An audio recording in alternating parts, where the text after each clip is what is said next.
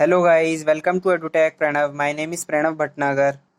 आज मैं आपको बताने जा रहा हूँ बेसिक्स ऑफ अलजेब्रा का सेकंड पार्ट।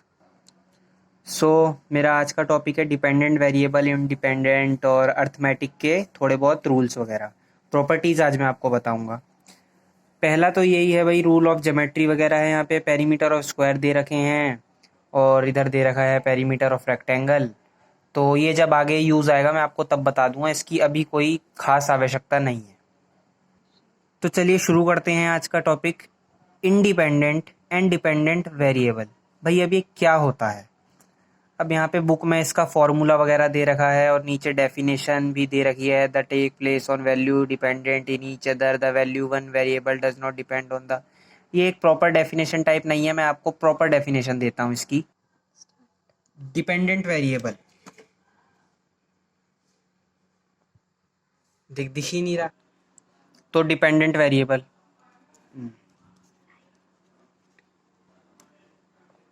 डिपेंडेंट वेरिएबल इसकी डेफिनेशन, ए वेरिएबल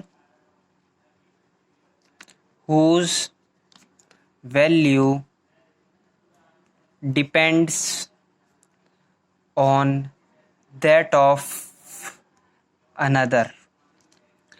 अब इसकी एक ये प्रॉपर डेफिनेशन हो गई, बहुत छोटी सी डेफिनेशन है। Dependent variable, a variable whose value depends on that of another. अब इसका मतलब क्या हुआ? एक वेरिएबल की वैल्यू जो कि दूसरे पे डिपेंड करती है उन्हें हम डिपेंडेंट वेरिएबल कहते हैं, और जिस वेरिएबल की वैल्यू दूसरे पे डिपेंड करती है उन्हें हम डिपेंडेंट वेरिएबल कहते हैं। अब इसके मैं आपको एग्जांपल बताता हूँ एक दो। पहला एग्जांपल हो गया इसका, y equal to let it be 3x-2। ठीक है, अब यहाँ पे डिपेंडेंट वेरिएबल कौन से हैं आप बताइए? यहाँ पे डिपेंडेंट वेरिएबल होगा हमारा y। कैसे? Like put x equal to 2। ठीक है, now y equal to 3 bracket open 2 minus 2, 3 2 जा 6, 6 माइनस 2 4। y की वैल्यू क्या आ गई? 4। अब जब हमने x की वैल्यू रखी तब हमारी y की वैल्यू आई। इसका मतलब क्या हुआ? जब हमने x की वैल्यू रखी तब y की वैल्यू आई। इसका मतलब ये हुआ कि जो y है हमारा डिपेंड कर रहा है किस पे? x की वैल्यू पे। जब मैं x की वैल्यू कोई रख रहा हूं तभी मेरी y की वैल्यू निकल के आ रही है। अब एक दूसरा एग्जांपल ले लेते हैं। यहाँ पे इस बार हम ले लेते हैं x equal to 9y plus 2। तो इसका हो जाएगा पुट y इक्वल टू 3, तो y plus 2 x equal to 9 bracket open 3 plus 2। अब 9 3 27 प्लस 2 दैट इज 29। अब यहाँ पे क्या हो गया? x डिपेंडेंट हो गया हमारा, डिपेंडेंट वेरिएबल x डिपेंडेंट हो गया। क्यों?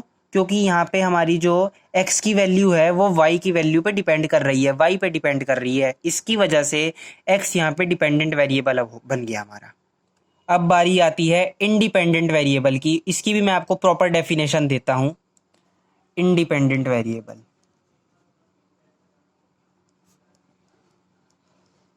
मेरी राइटिंग तो बहुत अच्छी है नहीं। इसकी भी बड़ी सिंपल सी डेफिनेशन होगी, a variable whose value does not depends on that of another। ये हो गई हमारी इंडिपेंडेंट वेरिएबल की डेफिनेशन। अब इसका मतलब क्या होगा? A variable whose value does not depend, जो एक वेरिएबल है जिसकी वैल्यू दूसरे पर डिपेंड नहीं करती। जैसे कि इसमें मैंने आपको बताया कि जिसकी वैल्यू डिपेंड करती है उसे डिपेंडेंट बोलेंगे और जिसकी नहीं करती उसे इंडिपेंडेंट बोलेंगे। इसके भी सेम ही एग्जाम्पल होंगे, मैं आपको बता देता हूँ। इसका भी हमने लेट इट बी एग्जाम्पल ले लिया, y इक्वल टू 3x-2। अब यहाँ पे डिपेंडेंट कौन सा था? y, लेकिन इंडिपेंडेंट यहाँ पे हो गया x। क्यों? क्योंकि अगर हम कोई x की वैल्यू पुट करेंगे तो y की निकल के आएगी, इसलिए y डिपेंडेंट हो गया और यहाँ पे x इंडिपेंडेंट हो गया। वो किसी पे डिपेंड नहीं कर रहा है क्योंकि हम उसकी वैल्यू कुछ भी रख के उसकी अपनी वैल्यू निकल आएगी। उसके साथ क्योंकि क्योंकि यहाँ पे x के साथ हमने एक कांस्टेंट लगा रखा है, वो क्या है जी, हमारा 3। अब जैसे ही मैं वेरिएबल की वैल्यू लिखूंगा तो कांस्टेंट से वो मल्टीप्लाई हो जाएगी, जो कि 3 है हमारा, 3 से मल्टीप्लाई हो जाएगी तो x की वैल्यू खुद ब खुद निकल आएगी। इससे क्या हुआ, दे मैं आपको दिखा देता हूँ, सेम ही एग्जांपल है वैसे तो। 3 का ब्रैकेट ओपन करके हम यहाँ पे लिख लेते हैं 6 माइनस 2, तो ये हो जाएगा 3 मल्टीप्लाई 6 माइनस 2, 18 माइनस 2, ये आ जाएगा 16। ये y की वैल्यू आ गई और x की वैल्यू हमने क्या पुट करी यहाँ पे, 6। x की वैल्यू यहाँ पे हमने 6 करी, ये हो जाएगा हमारा इंडिपेंडेंट वेरिएबल। तो ये बात थी जी डिपेंडेंट और इंडिपेंडेंट वेरिएबल की। अब मैं दूसरा टॉपिक शुरू करता हूँ। दूसरे टॉपिक यहाँ पे आ जाते हैं रूल्स फ्रॉम अर्थमेटिक।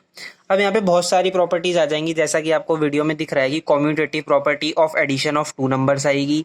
उसके बाद कौन सी आएगी, डिस्ट्रीब्यूटिव प्रॉपर्टी भी आएगी, और एक दूसरी प्रॉपर्टी भी होती है, वो मैं देख लेता हूँ पेज पलट कर। ये है एसोसिएटिव प्रॉपर्टी, ये भी आती है। बहुत ही सिंपल प्रॉपर्टी हैं तीनों, हल्की सी थोड़ी सी बस डिस्ट्रीब्यूटिव प्रॉपर्टी को समझने के लिए थोड़ा सा दिमाग लगाना पड़ेगा, बिकॉज थोड़ी सी वो कॉम्प्लिकेटेड हो जाती है। लेकिन हमारी कॉम्यूटेटिव प्रॉपर्टी और एसोसिएटिव प्रॉपर्टी, ये दोनों बहुत ही ईजी टॉपिक हैं, मैं आपको फटाफट समझा देता हूँ। तो ये रहा टॉपिक प्रॉपर्टीज फ्रॉम अर्थमेटिक, जिसकी पहली प्रॉपर्टी होती है कॉम्यूटेटिव प्रॉपर्टी, दूसरी होती है एसोसिएटिव प्रॉपर्टी, और तीसरी होती है हमारी डिस्ट्रीब्यूटिव प्रॉपर्टी। सबसे पहले आती है हमारी commutative property, COMMUTATIVE, commutative property. अब इसका मतलब क्या है जी, इसका मतलब है कि हम नंबर के, और कॉम्यूटेटिव प्रॉपर्टी का मतलब है changing the order of numbers, और क्या बोलूँगा मैं आगे प्रॉपर डेफिनेशन में, in the addition that their sum will not change. इसका क्या मतलब हुआ कि हमने किसी भी नंबर का ऑर्डर चेंज कर दिया, ऑर्डर मतलब क्रम, उसका क्रम, और उसे फिर हमने ऐड किया, लेकिन उसका सम चेंज नहीं हुआ। बहुत ही सिंपल सी बात है, बस थोड़ा सा ध्यान देने की बात है इसमें। प्रॉपर डेफिनेशन में लिख देता हूं, changing the order of numbers in the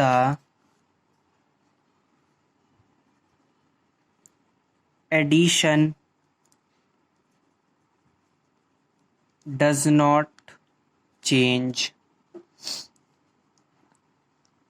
their sum।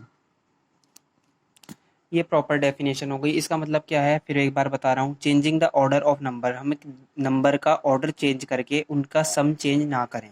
करें क्या, होता ही नहीं है। जैसे 5 + 7 = 12, अब इसका हमने ऑर्डर चेंज कर दिया, जैसे कि 7 + 5 कर दिया = 12 होगा ये भी, ठीक है।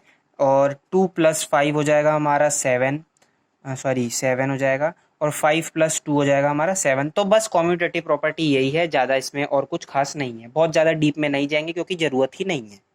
ये थी एडिशन की। अब यहाँ मल्टीप्लिकेशन की देख लेते हैं।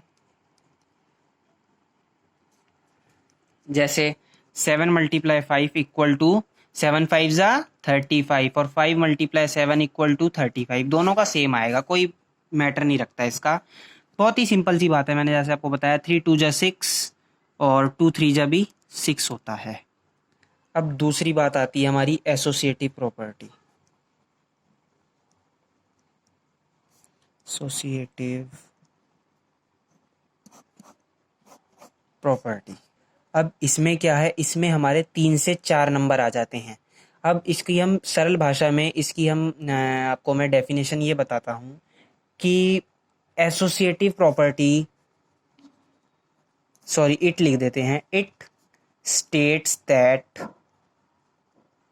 3 numbers can be added in any order। ये हमारी प्रॉपर डेफिनेशन हो गई एसोसिएटिव प्रॉपर्टी की। It states that 3 numbers can be added in any order. कैसे भाई, 5 + 2 + 7 कितना हो जाएगा, 7 × 7 = 14 हो जाएगा। अब 5 + 2 और नहीं नहीं नहीं ये नहीं, 5 + 2 ब्रैकेट में लिया +7 ले लिया, ये भी 14 हो जाएगा, ठीक है। 5 + 2 + 7 ले लिया, ये भी 14 हो जाएगा। मतलब कि कंक्लूजन यही है कि 3 नंबर हम किसी भी तरह से प्लस करें उनका आंसर सेम ही आएगा। अब इसकी एक और पार्ट है मल्टीप्लिकेशन का। ये कैसे है जी, जैसे 5 मल्टीप्लाई 3 मल्टीप्लाई 7 कितना हो जाएगा, 5 3 जा 15, 15 7 जा कितना होता है, 15 7 जा 105। अब हम जी से 3 मल्टीप्लाई 5 मल्टीप्लाई 7 ब्रैकेट में भी कर सकते हैं, या फिर 3 मल्टीप्लाई 5 मल्टीप्लाई 7 तो हम कर ही चुके हैं, 7 मल्टीप्लाई 3 इसे ब्रैकेट में रख के हम 5 से भी मल्टीप्लाई कर सकते हैं। आप चेक करिए, सबका आंसर 105 ही आएगा। चेक करिए आप, 3 ब्रैकेट ओपन 5 मल्टीप्लाई 7, तो 5 मल्टीप्लाई 7 35 एंड 35 3 जा 105, 3 मल्टीप्लाई 5 मल्टीप्लाई 7 तो 105 होएगा ही, 3 5 जा 15, 15 7 जा 105 और 7 3 जा 21, 21 5 जा 105। तो इसका मल्टीप्लिकेशन भी सेम आ रहा है, बहुत सिंपल सी प्रॉपर्टी है। अब तीसरी प्रॉपर्टी आती है हमारी डिस्ट्रीब्यूटिव प्रॉपर्टी। अगर आपको कुछ भी समझ नहीं आ रहा है या कोई भी दिक्कत आ रही है तो आप ज़रूर कमेंट सेक्शन में मेरे को मैसेज करिए, मैं उसका प्रॉपर ढंग से आपको रिप्लाई दूंगा। लिख लेते हैं हम,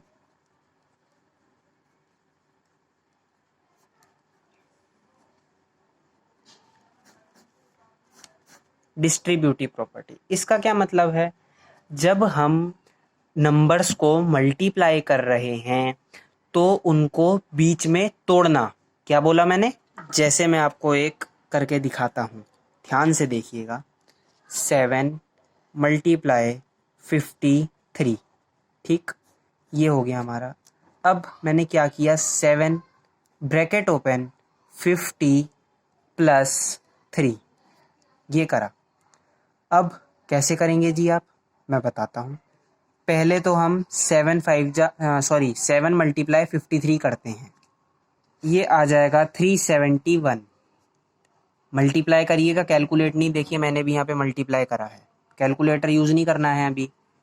7 मल्टीप्लाई पहले 50 करेंगे, 7 0 0 7 5 35, तो क्या आ गया 350 प्लस 7 3 21, कितना आ गया जी 371।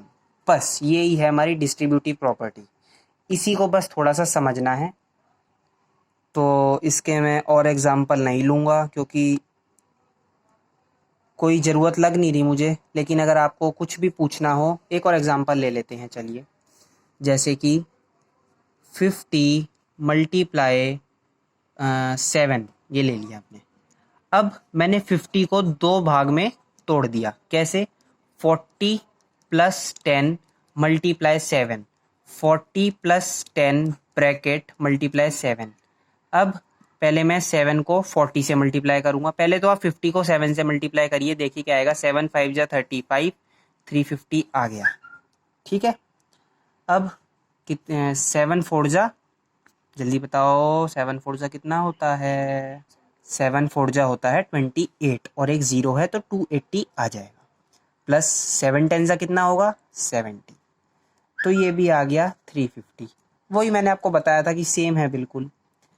तो आई होप आपको ये सब समझ आ गया होगा, बाकी कोई दिक्कत आए तो आप मेरे से कमेंट सेक्शन में पूछ लीजिएगा। अब मैं इसकी एक एक्सरसाइज अपलोड करता हूँ बुक से। एक्सरसाइज ये रही, जैसा कि आप देख सकते हैं एक्सरसाइज 7.2 है। पहला ही क्वेश्चन है, side of an equilateral triangle is shown by A, express the perimeter of the equilateral triangle using ए।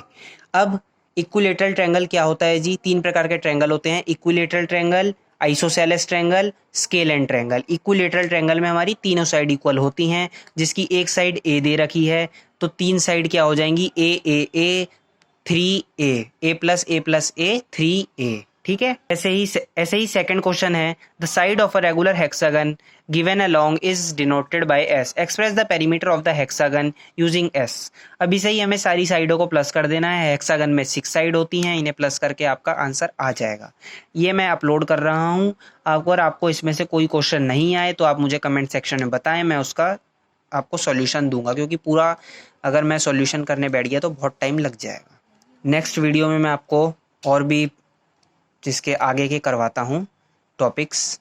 बाकी अगर आपको वीडियो पसंद आए तो ज़रूर इस मेरा चैनल सब्सक्राइब करें, बेल आइकन दबाएं और सबसे बड़ी बात, लाइक करें और वीडियो पूरा देखिएगा, आपको एक एक चीज़ समझ आएगी। अगर समझ ना आए तो आप मेरे से कमेंट सेक्शन में पूछ लीजिएगा। धन्यवाद।